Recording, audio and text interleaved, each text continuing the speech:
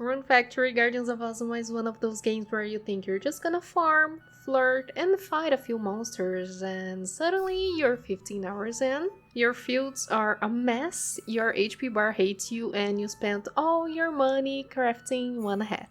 So today I'm gonna give you a few things I wish I did different from my experience alone, and some information are similar to what I already said in my last two videos, but this is my last set of tips before heading into more in-depth guides, as a little heads up so you can avoid a few regrets that I had when I was 60 hours in and still thinking, oh, I should have done this sooner, so let's go. Avoid neglecting your village ranks. Let's start with something that completely blindsided me, which is village management. Yes, management. Not exactly what I expected from a Rune Factory game, but plot twist, I am obsessed with it now. The problem? I spent the first few weeks rushing the story, dating everyone, and forgetting that my village actually needed me. And listen, that neglect hit hard once equipment prices started skyrocketing. Turns out that just doing simple stuff like just crafting and placing decorations level up your village fast, and I mean it super fast. The boost in income I got from ranking up villages in a single day was wild. I expanded shops, unlocked better gear, and suddenly forging weapons didn't feel like filing taxes anymore. So yeah, show your villages some love early, and your wallet and your sanity will thank you later. Next one, avoid not planting trees to get lumber. Okay, I struggle hard to get enough lumber to craft all the decorations that I needed to complete the village missions in the late game, cause since I was kinda neglecting my villages, I didn't really need that much lumber, but it got to a point that every day was a struggle, so I started planting lumber trees like elm, maple, pine trees. Then we get the seeds by gathering lumber in the wild, so yeah, you don't need to really start planting ASAP, but my recommendation would be to start planting a few of those seeds in the spring village once you unlock the third dev zone, so this way the trees won't get in the way of your main dev zones and the lack of lumber won't be a problem in the future.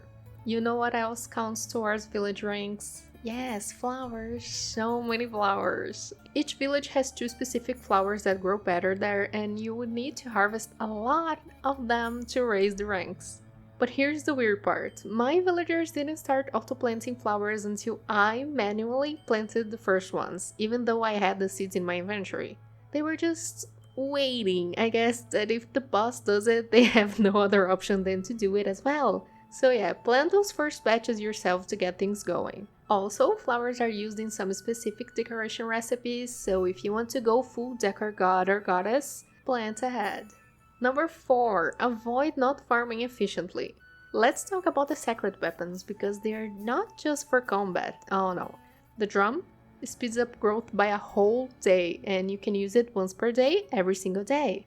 The sacred sword reaps better level seeds from full grown crops. But the harvesting and watering in overview build mode is faster than using the fan and the parasol. So yeah, just use the drum and the blades for farming. And we did have a sneaky exploit that let you like reap the crops faster, which was casting an attack or just aiming the bow while having the sword equipped. But they patched it on Friday and now we lost our exploit.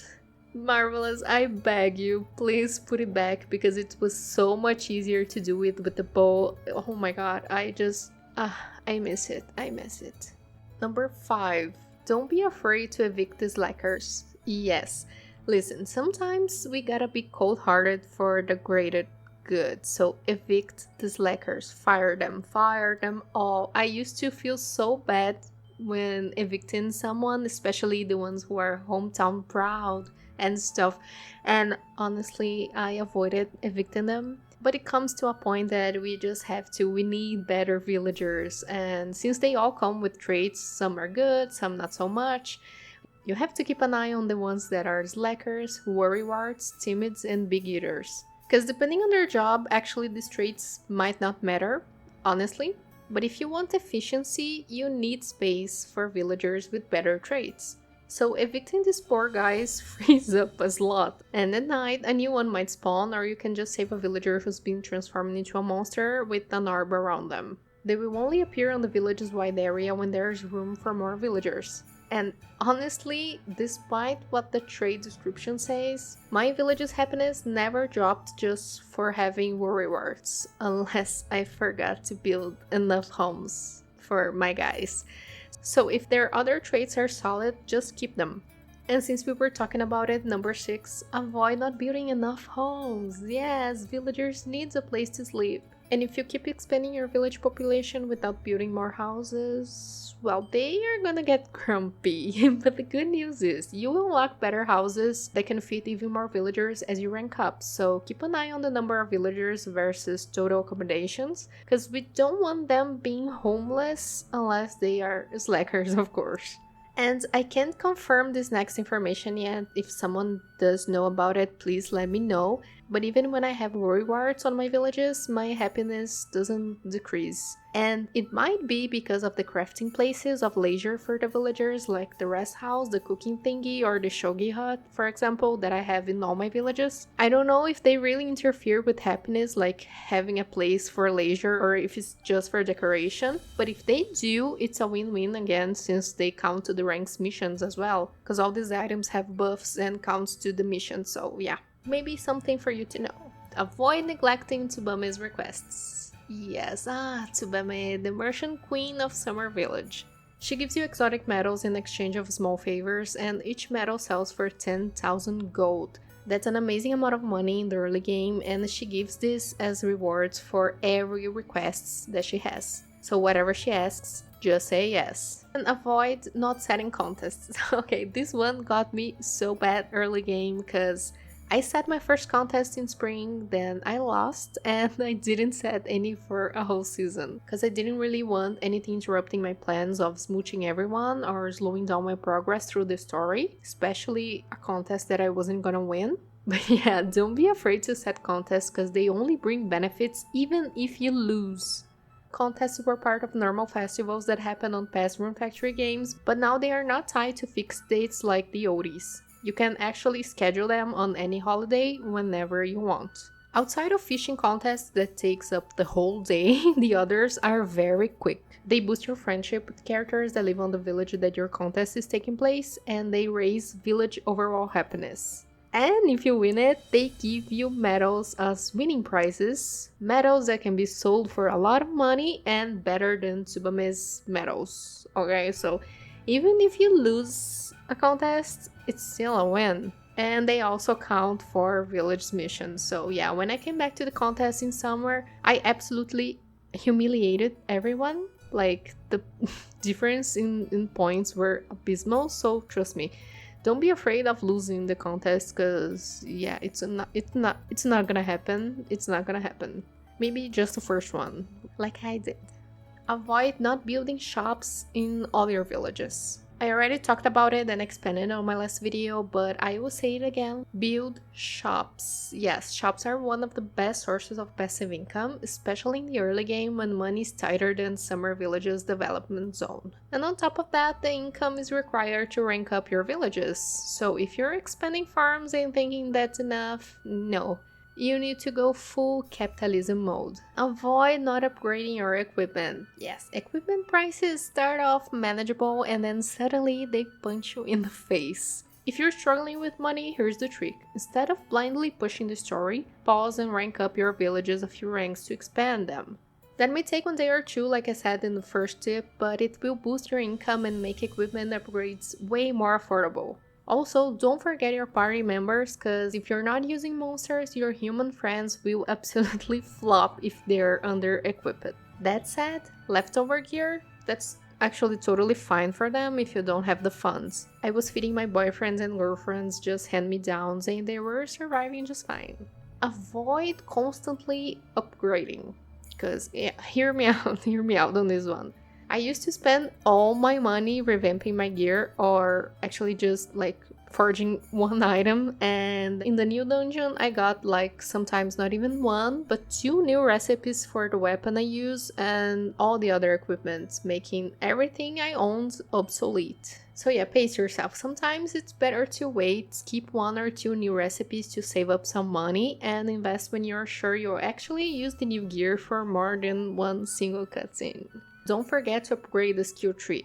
Don't be afraid of upgrading skill nodes, and you don't need to sweat thinking of what to unlock first or oh my god, I'm gonna save this for this. No, you will eventually unlock them all anyway, there's no problem going with the flow. And that's because outside of the normal weapons XP, most skill trees are super easy to level, and on top of that, the game showers you with all-purpose XP, which is basically XP for just existing. You get it by doing daily tasks, and you can get literally every day for as long as you play, and there will come a day where you will have a lot and nothing to spend on. So even without the specific XP, you can still max the trees with a little help of the all-purpose XP, no problem at all. The all-purpose XP can be used on any tree, but just know that the self-improvement tree only uses it, so maybe save a bit for that one, check the nodes of all the skill trees to see what you want to prioritize, and then spend it, just spend it.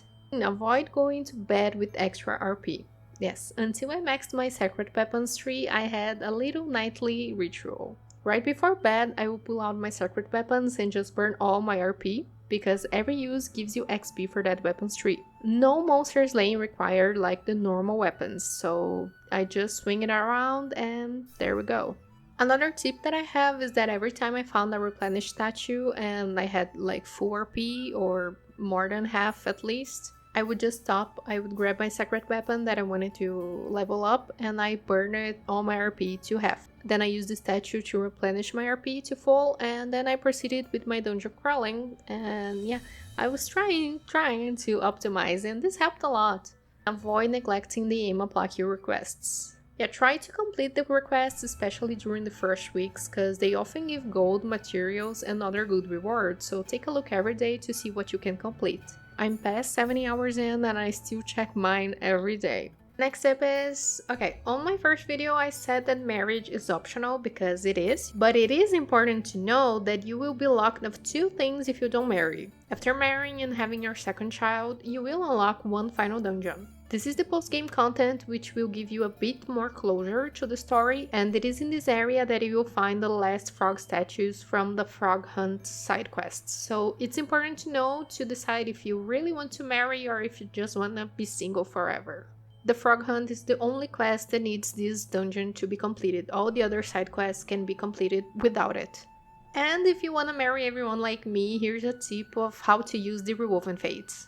This is a system that teleports you to an alternate timeline where you don't lose your progress and still maintain your last timeline so you can go back to your past husband or wife and kids. But in the new timelines, you are single and you can experiment marrying someone else. My plan was to see everyone's heart events and then start marrying, but this was taking me so long, and when I sit down and I counted the days that it would take me to see everyone's heart events and date everyone and then get married, I noticed that it would take me until the end of the year, probably even more days. So I dropped the idea.